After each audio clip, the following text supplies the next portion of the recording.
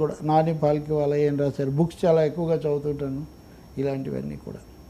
Okay yeah sir, ఏంటి కేసీఆర్ ప్రసారానికి నిషేధం 48 గంటల పాటు ఇది పెద్ద ఎత్తున వైరల్ అవుతున్నది, రాజకీయ రచ్చగా కూడా మారుతున్న నేపథ్యం. కేటీఆర్ గారు దీని మీద చాలా తీవ్రంగా స్పందించారు. కేసీఆర్ గారే మాట్లాడారా, రేవంత్ రెడ్డి గారు ఏమో మాట్లాడలేదా, ఈసీకి అవి ఏమీ కనిపించట్లేదా, ఇలాంటి వ్యాఖ్యలు.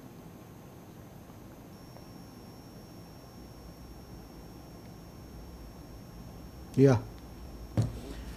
నిజంగా అంటే తీవ్రమైన విషయమే కదా. 10 ఏళ్ళ ముఖ్యమంత్రి, పార్టీ వ్యవస్థాపకుడు, మాజీ కేంద్ర మంత్రి ఎట్సెట్రా ఎట్సెట్రా, ఆయన మీద రెండు రోజుల పాటు మీరు చేయకూడదు అని చెప్పడం. దాని మీద ఆయన నిన్న సాయంత్రం ఎక్కడో సభలో పాల్గొంటూ నేను తొందరగా ముగించాలి, నా మీద ఎలక్షన్ కమిషన్ ఆంక్షలు కూడా పెట్టిందనే సభలో కూడా కేసీఆర్ చెప్తున్నారు. ఈరోజు వాళ్ళ పత్రికలో మొదటి పేజీ అంతా తెలంగాణ గొంతుకుపోయి ఆంక్షల కత్తి అని, ఇంకేం మ్యాటర్ లేదు.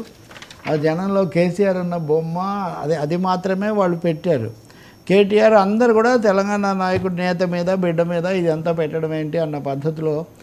ఏం జరిగింది అంటే ఆయన చేనేత కార్మికులు వాళ్ళ దగ్గర మాట్లాడుతూ రేవంత్ రెడ్డి మాట్లాడిందని విమర్శించారు. మీరు కండోంలు పాపడ్లు అమ్ముకోవాలనే పద్ధతిలో ఆయన ఏదో మాట్లాడాడని రేవంత్ రెడ్డిని ఉద్దేశించి ఆయన అన్నారని. సో అది ఆయన అవమానపరిచే విధంగా ఉందని ఈ ఆంక్షలు పెట్టారు. మరి రేవంత్ పేగులు మెడలో వేసుకుంటే అది ఇది అన్నాడు, మరి ఆయన మీద మీరు ఎందుకు పెట్టలేదు అని కేసీఆర్ కౌంటర్ ఇచ్చారు, కేటీఆర్ కూడా ఇచ్చారు. బట్ ఎనీవే మనం కూడా చాలాసార్లు మాట్లాడుకున్నాం కదా. మరి ఎన్నికల సంఘం చాలా సందర్భాల్లో ఇప్పుడు నరేంద్ర మోదీ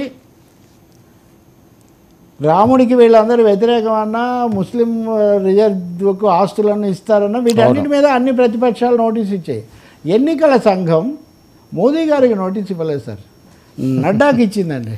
నేను ఏదైనా తప్పు మాట్లాడితే నాకు నోటీస్ ఇవ్వాలి, కానీ మీకు నోటీస్ ఇవ్వాలి, అది కెమెరా ఆయనకు నోటీస్ ఇస్తే ఎట్లా కుదురుతుందండి.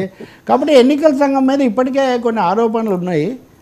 ఈ ఆరోపణ కూడా దానికి తోడవుతుంది. బట్ ఎనీవే ముందైతే అమలు జరపాలి కదా, లేకపోతే ఎన్నికల్లో పాల్గొన్నారు కాదు.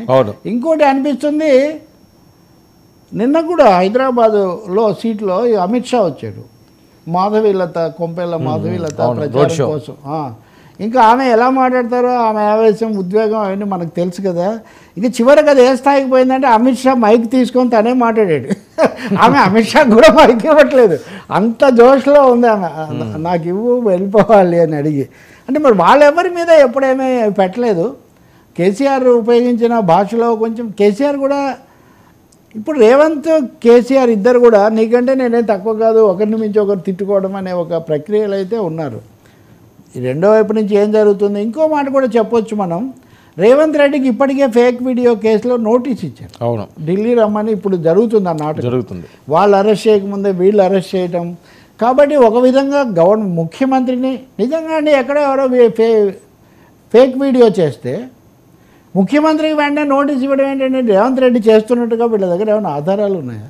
అవును. రెండవది అభిప్రాయాలు, వాళ్ళ అభిప్రాయాలు అవి, నేను దానికి కూడా పోను. అంటే ఎన్నికల సంఘం అనండి, కేంద్ర ప్రభుత్వం, ఇవి రెండు కూడా కలిసి ముఖ్యమంత్రికి ప్రతిపక్ష నాయకుడికి కూడా నోటీసులు ఇస్తున్నారు.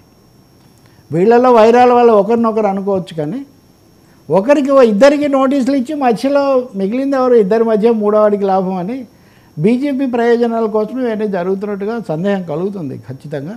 మరి లీగల్గా ఎదుర్కొంటారు అంటున్నారు కాబట్టి కేసీఆర్కి అయితే ఆప్షన్ లేదు, ఆయన నిషేధం పాటించాల్సిందే.